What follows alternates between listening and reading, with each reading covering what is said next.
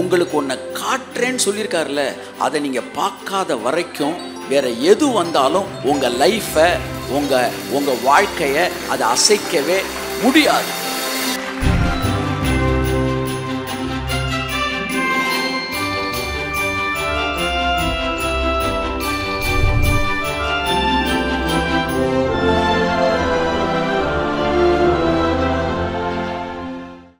இருபத்தி 6 கர்த்தருடைய கிறிஸ்துவை நீ காணும் முன்னே மரணமடைய மாட்டாய் என்று பரிசுத்த ஆவியினாலே அவனுக்கு அறிவிக்கப்பட்டு இருந்தது.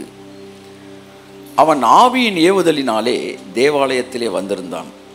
இயேசு என்னும் பிள்ளைக்காக நியாயப்பிரமாண முறைமையின்படி செய்வதற்கு அவன் தாய் தகப்பன்மார் அவனை உள்ளே கொண்டு வருகையில் அவன் அவரை தன் கைகளில் ஏந்தி கொண்டு தேவனை ஸ்தோத்தரித்து, ஆண்டவரே, உம்முடைய வார்த்தையின்படி உமது அடியேனை இப்பொழுது சமாதானத்தோடு போக விடுகிறீர்.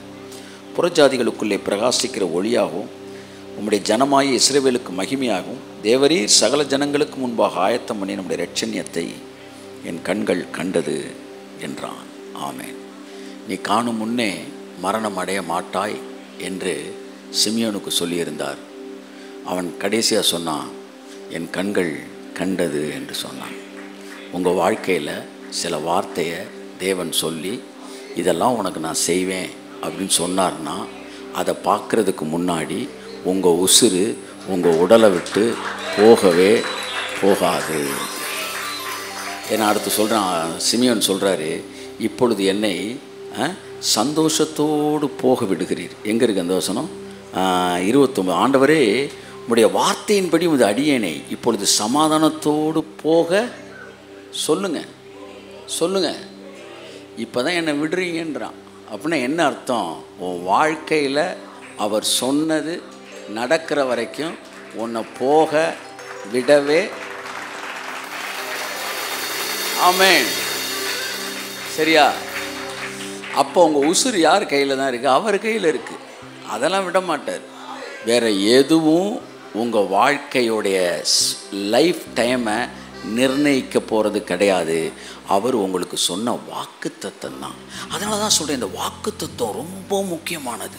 அது ஆத்தும நங்கூரம். ஒரு கப்பலுக்கு எப்படி நங்கூரம் முக்கியமோ அப்படி உங்கள் வாழ்க்கையில் தேவனுடைய வார்த்தை அந்த பாருங்கள், காற்று அடிக்கும்போது கப்பலில் அலை மோதும்போது இந்த கப்பல் அப்படியே அசைகிற நேரம் நங்கூரம் அப்படியே நிப்பாட்டி நிற்கும் பாருங்க. அப்படித்தான் உங்கள் வாழ்க்கையில் பல பிரச்சனைகள் அப்படி வரும்போது தேவன் சொன்ன வார்த்தை உன்னை நங்கூரமாக இருக்கிற இடத்துல நிறுத்தி உங்கள் வாழ்க்கையில் அசையாத, நீ பயப்படாத, நான் உனக்கு ஒன்று சொன்னேன்ல, அதை பார்க்குற வரைக்கும் உன்னை நான் போக விடவே மாட்டேன். ஆமாம். ஆகவே அப்போ உங்கள் வாழ்க்கை எதோடு இணைக்கப்பட்டிருக்கு? இப்படி சொல்லுவோம், உங்கள் மரணம் எதோடு இணைக்கப்பட்டிருக்கு? நீங்கள் பார்க்குறதோடு இணைக்கப்பட்டிருக்கு. உங்களுக்கு ஒன்றை காட்டுறேன்னு சொல்லியிருக்காருல்ல, அதை நீங்கள் பார்க்காத வரைக்கும் வேற எது வந்தாலும் உங்கள் லைஃப்பை, உங்கள் வாழ்க்கையை அதை அசைக்கவே முடியாது.